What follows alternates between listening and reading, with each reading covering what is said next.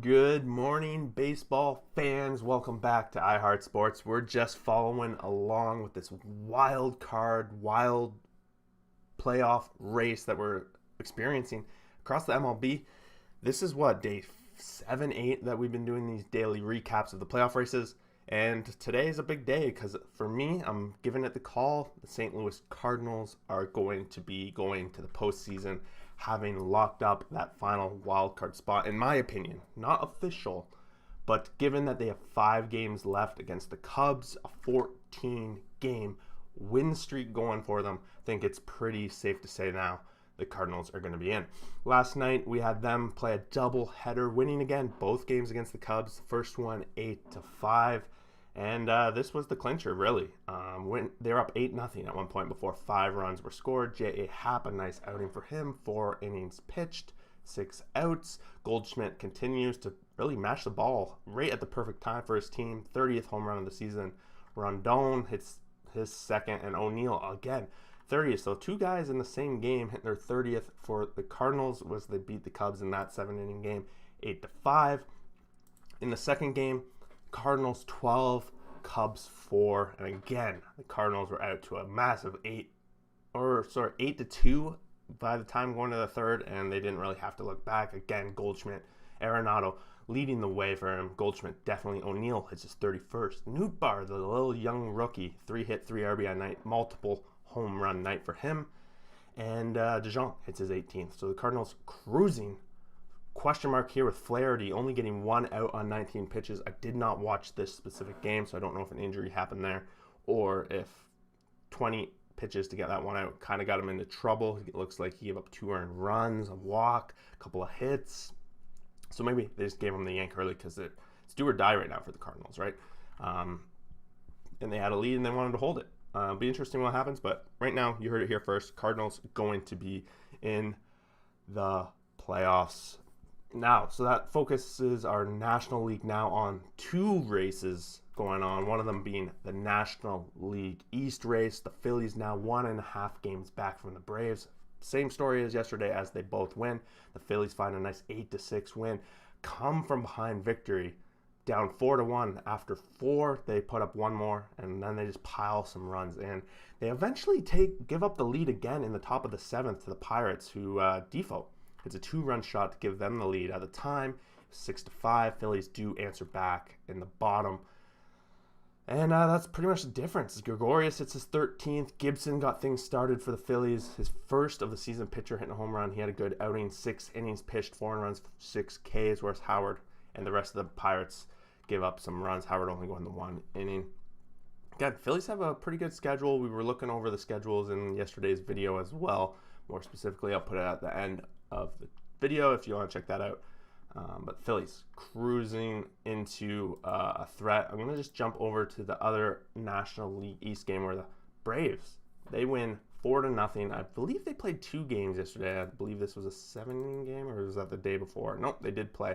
So this is actually the second game the Braves do answer back with a win. So the Phillies did, I think, make up half a game of ground because the Braves lost the first game 6-5 to the Padres. Again, the Padres not really playing for too much. But Max Fried in this one, 9 innings, 4 strikeouts. He goes a complete game shutout of the Padres for a big win. They were looking for a win after losing the first game 6-5. Of course, in this one, it was back and forth. 4-run lead for the Padres right out of the gate.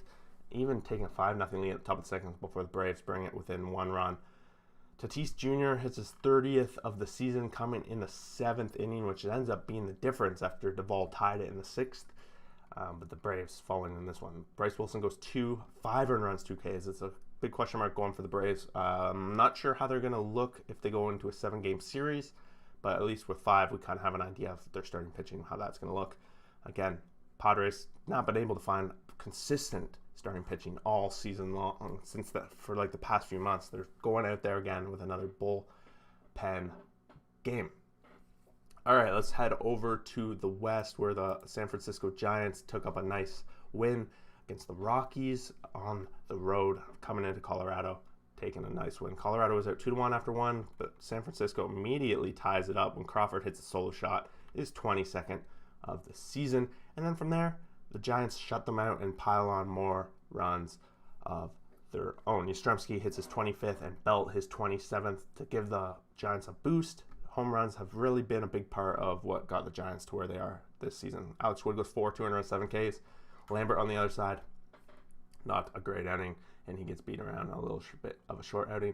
But in the same side of it, we have the National League West Dodgers maintaining pace. They're still one game back, and they're having a somewhat easy schedule against Arizona this weekend. Both these teams going to be looking to pretty much win out to hold on, see who can get this wild card, because winning this division is a big, big deal for both Dodgers and the Giants, and the Dodgers got what they had to last night. A.J. Pollock in his 17th, while Calhoun is the only one on the other side. Gonsolin, 5 innings pitched, 207 Ks. We haven't seen Gonsolin go deep in games like this very often, but they're starting to really push him to the limit, maybe see him have a big role going into the postseason. Now 4-1 on the season with a 300 ERA.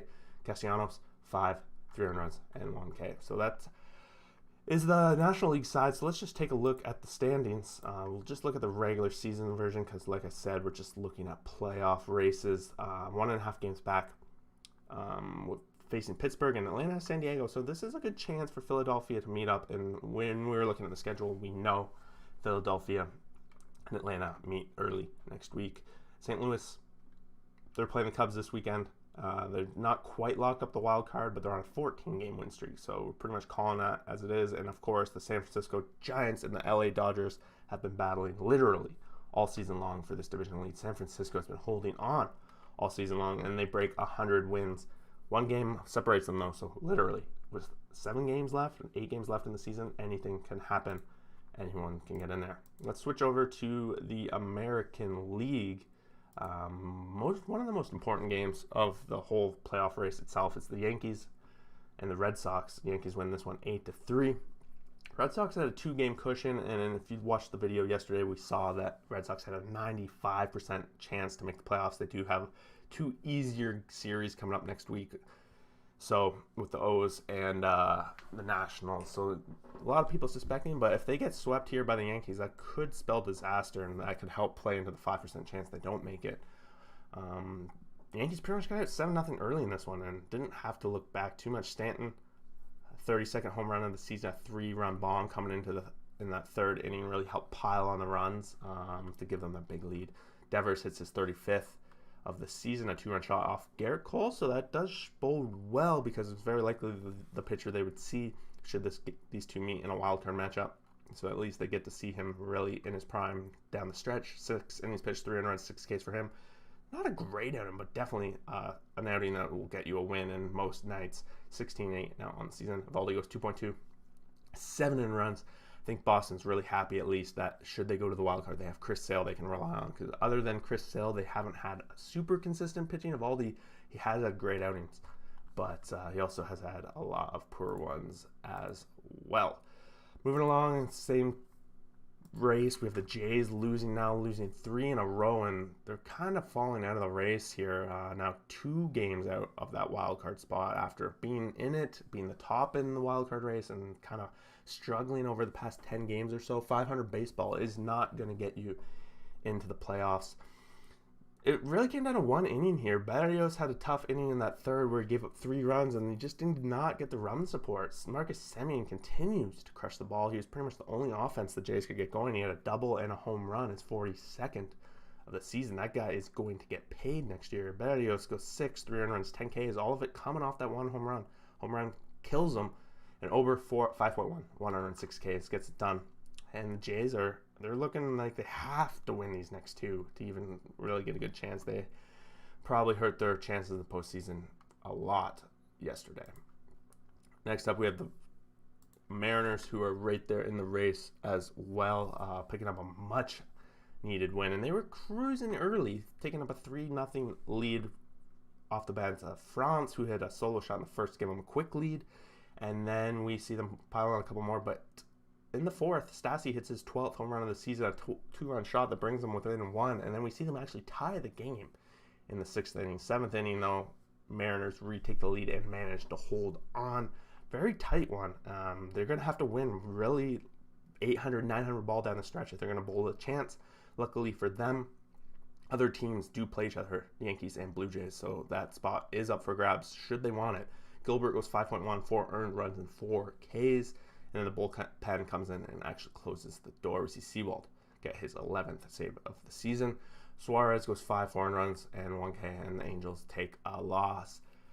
Here, Mariners definitely a huge surprise this season. Welcome Mets talk with Hayden up Tuesdays, but it's nice to see you guys. We're just wrapping up the American League. We started things off with the National League, and it's been a fun morning so far. And the A's are holding on by the skin of their teeth, a 14-2 win. Really a statement win, but it might be too little too late. They are 4 games out.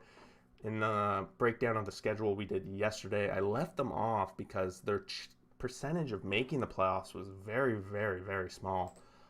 But maybe, just maybe, they can have some sort of miracle. They pretty much have to win out. I'd be surprised if they can make it losing 1 game. So they're at least still alive. They don't have an X through them, so we're going to talk about them. They just pummeled them here. They were actually down 2-0 early, and they probably saw their season slipping away, and they piled on 3 in the third to take the lead, and 7th and 8th, they just piled on more. Pindor, a nice grand slam to get that juices flowing. Montez goes 7 1 earned run, 8 Ks, one of his best performances of the season. And I think the Astros are probably not too worried. Like, they got the division pretty much on lock. They're probably looking ahead, so I don't know if there's a sense of urgency there. But let's jump in to the standings just to do a quick look of the wild card race, because that's pretty much what we're dealing with. We got Chicago White Sox. They won the Central. Tampa Bay's super close. I don't know how they could really even get out. Houston, we know they're probably going to get in. They're going to clinch the playoffs any day now.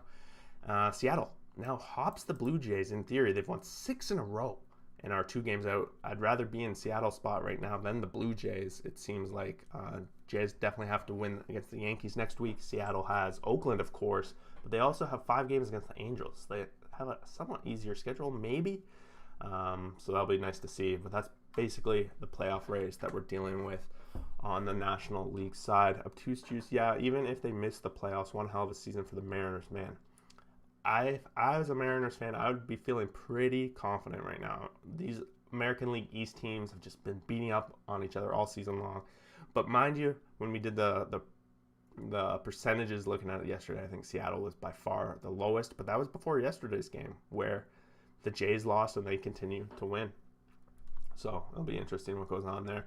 Am I the only one who likes the White Sox over the Astros? I don't think you are. I think if I had to pick today, I would probably pick the White Sox. Nothing's super standing out for me for a guy that watches so much box scores as I do. As you all know, I read like the box scores every morning on this channel. Nothing has been hopping out for Houston, but at the same time, we haven't been looking at Houston and White Sox probably for a week or so on the channel. I do like the rotation on White Sox. I do like their bats. A lot of arguments can be made that the White Sox had an easier division and they still have a losing record, but I am definitely confident that the White Sox have a shot. But that's it for me, guys. I'll be there. I'll be chilling out on the Discord most of the day today if you guys want to chop in and talk about sports. NFL kicks off tomorrow, so we'll be doing this playoff recap, as well as right before the kickoff, half an hour before NFL kickoff. I do a quick prediction show, and so if you guys are around for that, make sure you check that out. Otherwise, we'll see you guys out there later, and have a good day. Peace out.